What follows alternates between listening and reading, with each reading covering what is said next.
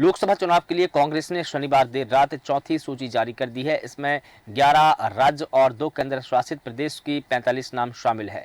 इस सूची में राजस्थान में 3 सीट, एक और नागौर की है। इससे कांग्रेस ने अपनी सहयोगी पार्टी आरएलपी के लिए छोड़ दिया है। अभी तक पार्टी 183 सीटों पर उम्मीदवार घोषित कर चुकी है। मध्य प्रदेश में दिग्विजय सिंह को राजगढ़ से टिकट मिला है। वहीं वाराणसी से पीएम मोदी के खिलाफ में अजय राय को उतारा गया है। वहीं मध्य प्रदेश में प्रत्याशियों की यह दूसरी लिस्ट है। राजगढ़ सीट से पूर्व सीएम दिग्विजय सिंह को प्रत्याशी बनाया गया है। वे 2019 का लोकसभा चुनाव भोपाल से हार चुके हैं। रतलाम से कांतिलाल भूरिया चुनाव लड़ेंगे। इंदौर से अक्षय कांति बम को टिकट दिया गया है, जबकि भोपाल से अरुण श्रीवास्तव के नाम पर मोहर लगी है। बता दें कि राज्य में लोकसभा चुनाव की 29 सीटें हैं। कांग्रेस ने अभी तक 2 बार में 22 सीटों पर प्रत्याशी घोषित कर दिए हैं। 6 सीटें फिलहाल होल्ड है। इनमें गुना, विदिशा, ग्वालियर, मुरैना और खंडवा दमोह सीट शामिल है। इस पूरी खबर पर अधिक जानकारी के लिए हमारे साथ हमारे एडिटर इन चीफ जय श्रीवास्तव सर जुड़ चुके हैं। सर, देर रात कांग्रेस की सूची जारी हुई है। इसमें जो लंबे समय से जिस बात पर चर्चा चल रही थी कि दिग्विजय सिंह को उम्मीदवार बनाया जा सकेगा, हालांकि उन्होंने कल भी इस बात की खुद ही घोषणा कर दी थी कि मैं प्रत्याशी हूं, और अब उनको प्रत्याशी बनाया गया है, लेकिन कांग्रेस ने 6 सीटें होल्ड पर रखी है। क्या कुछ कहेंगे सर? देखिए, जिन सीटों को होल्ड किया गया है उन सीटों में सबसे महत्वपूर्ण सीट है भिंड, मुरैना और ग्वालियर, गुना, खंडवा। इसमें मैं ये बताना चाहूंगा कि खंडवा में ज्योतिरादित्य सिंधिया भारतीय जनता पार्टी से उम्मीदवार है, इसीलिए वहां पर एक स्ट्रांग कैंडिडेट देने की बात कांग्रेस कर रही है। अरुण यादव का नाम चलाया गया क्योंकि वहां पर यादव बहुल एरिया होने के कारण से उनको लग रहा है कि वहां से अरुण यादव फाइट दे पाएंगे। दूसरी बात, जहां तक टिकट डिक्लेयर करने के जो बात है, वहाँ एक नाम ही है केवल जो चर्चाओं में है, वो है दिग्विजय सिंह। एक्चुअल दिग्विजय सिंह वर्तमान राज्यसभा के मेंबर है, अभी उनके कार्यकाल अभी बचा हुआ भी है। ऐसे स्थिति में दिग्विजय सिंह को मैदान में क्यों उतारना पड़ा? आपको याद होगा पिछला चुनाव जो प्रज्ञा ठाकुर से दिग्विजय सिंह हार गए थे, बिल्कुल वहां से दिग्विजय सिंह को एक रिवर्स गियर लगा कि दिग्विजय सिंह जो है चुनाव हार सकते हैं, 2 बार मुख्यमंत्री रहे, इतना कद्दावर नेता है, बड़े नेता होने के बावजूद वो हार गए। उनकी मंशा है कि कम से कम एक बार जीत हासिल की जाए। उससे क्या होगा, जो मतलब हारे हुए जो उम्मीदवारों की सूची में जो नाम है उनका, वो कम से कम मिटाने में कामयाब रहेंगे। तो वो पूरी तैयारी के साथ में दिग्विजय सिंह राजगढ़ से चुनाव लड़ेंगे, और राजगढ़ जो है उनका गृह क्षेत्र है। और पार्टी ने जो है 2 ऑप्शन दिया था उनको कि या तो आप ज्योतिरादित्य सिंधिया के सामने चुनाव लड़े या राजगढ़ से चुनाव लड़े। भोपाल भी एक ऑप्शन था क्योंकि भोपाल से वो एक बार चुनाव लड़के हार चुके हैं।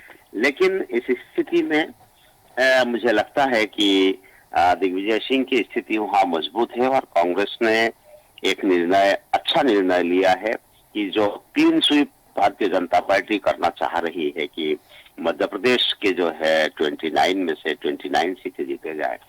अब सूची जारी होने के बाद ऐसा लग रहा है कि दिग्विजय सिंह इतनी आसानी से वहां पे हार स्वीकार नहीं करेंगे। और जो सूची में दूसरे नाम है कांतिलाल भूरिया का, यहाँ भी हर्ष गहलोत का नाम चल रहा था, लेकिन ऐसी स्थिति में हर्ष गहलोत के स्थान पर जब कांतिलाल भूरिया का नाम आया, वो सीट रोचक हो गया है क्योंकि कांतिलाल भूरिया प्रदेश के सबसे बड़ा आदिवासी नेता है कांग्रेस के, तो उनको टिकट देकर अभी और सीट भी रोचक बना दिया है। तीसरा, गुना सीट के कारण ही खंडवा रुकी हुई है, क्योंकि यदि अरुण यादव को गुना से लड़ाया जाए तो खंडवा से कौन? ऐसे स्थिति में खंडवा को होल्ड किया गया, और यदि खंडवा से अरुण यादव को लड़ाया जाए तो गुना से कौन? इस पैच के कारण ही खंडवा में अभी किसी उम्मीदवार को उतारा नहीं गया। मैं एक बात बता देना चाहूंगा बिल्कुल। जो कमलनाथ एपिसोड हुआ, भारतीय जनता पार्टी जाने के लिए जिस प्रकार से कमलनाथ ने अफवाह का दौर चलाया या खुद ही माहौल बनाया, हम्म। उससे नुकसान ये हुआ है कि जो पूरे लिस्ट भारतीय जनता पार्टी के खिलाफ कांग्रेस के उम्मीदवारों की यदि आप देखेंगे, हम्म। तो उसमें अधिकतर जो नाम है वो दिग्विजय सिंह समर्थकों का नाम है। बिल्कुल। इंदौर जैसे महत्वपूर्ण सीट जो पूरे प्रदेश की नजर रहती है, हम्म। वहां पर भी जो है अक्षय बम के नाम पर सहमति बनी। जब उनको टिकट दिया गया तो अधिकतर लोगों का ये कहना पड़ रहा था कि ये दिग्विजय सिंह कोटे का टिकट है। हम्म। मंदसौर दिलीप गुर्जर को दिया गया, वो भी दिग्विजय सिंह के कोटे का टिकट है। कांतिलाल भूरिया दिग्विजय सिंह का है। तो ऐसे जितने भी टिकट मैंने अभी जितने घोषित हुए हैं, वो अधिकतर जो सीटें है मतलब उम्मीदवार है वो दिग्विजय सिंह समर्थक है। मतलब सीधा है कि कमलनाथ को भारी नुकसान यहाँ पर हुआ है और कमलनाथ को शंकाओं के नजरों से देखा जा रहा है। यही कारण है कि कमलनाथ के समर्थकों को ज्यादा टिकट नहीं दिया गया।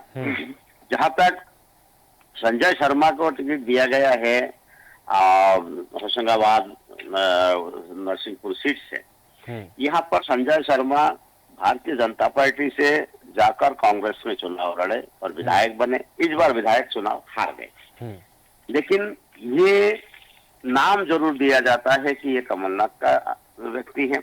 लेकिन ये स्वयं ही अपने आप में जब भारतीय जनता पार्टी छोड़ के कांग्रेस में गए थे, तो धन बल के कारण से इनको अधिक वहां पर सम्मान मिला और यही कारण है कि वो वर्षों से कांग्रेस में जुड़े रहे। और आज बीच में ये चल रहा था कि शायद ये भारतीय जनता पार्टी में जा रहे हैं, लेकिन नहीं गए। तो कमलनाथ का नाम जरूर दिया गया और ऐसे लोगों के आगे कमलनाथ का नाम है, कमलनाथ समर्थक होने का दावा किया जा रहा है, जो अधूरे मन से जो है वो कमलनाथ के साथ है। बिल्कुल। मतलब वो कांग्रेस के पक्ष में वफादार है, लेकिन कमलनाथ का ठप्पा लगा हुआ है। ऐसे लोगों का नाम वहां पर चुना गया है। एक रोचक बात मैं बताना चाहूंगा इसमें। जी सर। जो महिलाओं के प्रति कांग्रेस इतना ज्यादा बात करती है, इतनी ज्यादा मांग करती है, वो कांग्रेस 22 में से एक टिकट केवल महिलाओं को देती है। इससे साबित होता है कि कांग्रेस के पास भले ही महिला उम्मीदवार हो, लेकिन विचारों में अभी भी जो है महिलाओं के प्रति इतना ज्यादा खुलापन नहीं है, इतना ज्यादा रुचि नहीं है कि उनको टिकट दिया जाए। जिनको टिकट दिया गया है वो टिकट भी कई बार उन्होंने, उनके पति ने भारतीय जनता पार्टी कांग्रेस, भारतीय जनता पार्टी कांग्रेस करते रहे। और जिनको टिकट दिया गया है ये टिकट भी एक मतलब भारतीय जनता पार्टी की विधायक रही है। वो जब कांग्रेस में आई और उनको इस बार वो टिकट दिए गए। बिल्कुल। तो मुझे लगता है कि फिलहाल जो है कमलनाथ पर दिग्विजय सिंह भारी है और यही कारण है कि टिकटों में उनके समर्थकों का नाम ज्यादा देखने को मिल रहे हैं। बिल्कुल। पूरे देश में यदि नजर दौड़ाई जाए तो भारतीय जनता पार्टी आज भी टिकट देने के मामले में बहुत भारी है। बिल्कुल। अब देखना यह है कि 2-3-4 दिन में पूरे टिकटों के जो है विषय में जानकारी मिल जाएगी। लेकिन इस बार यदि दिग्विजय सिंह के विषय में ये कहा जा सकता है कि इस बार नहीं तो दिग्विजय सिंह को बड़ा नुकसान होगा, बड़ा झटका लगेगा। ये सीट जीतना उनके लिए बिल्कुल जरूरी है, तो वो तन मन धन से मुझे लगता है कि वो इस सीट से भिड़ेंगे और ये सीट निकाल सकते हैं कांग्रेस। बिल्कुल जी बिल्कुल ठीक है सर। एक और सीट का जिक्र करना चाहूँगा। यहाँ भी कांग्रेस पर सवालिया निशान है कि विदिशा से कौन, क्योंकि बीजेपी से शिवराज सिंह चौहान यहाँ चुनावी मैदान में है, लेकिन कांग्रेस ने इस सीट को भी होल्ड करके रखा है। देखिए, जो अनुमा आचार्य जो है, अनुभा आचार्य के नाम लगभग फाइनल है। केवल ये देखा जा रहा है कि वहां पर शिवराज वन साइडेड फाइट देने की स्थिति में है। अब हारने के लिए किसी न किसी को खड़ा करने के उद्देश्य से कौन स्टार कैंडिडेट हो सकता है, शिवराज के हार जीत के जो गैप है उसको कम करने के लिए कौन ज्यादा मजबूत है, इस पर विचार मंथन किया जा रहा है। बिल्कुल। तो इसीलिए विदिशा पर बहुत ज्यादा फोकस करना कोई बड़ी बात नहीं है।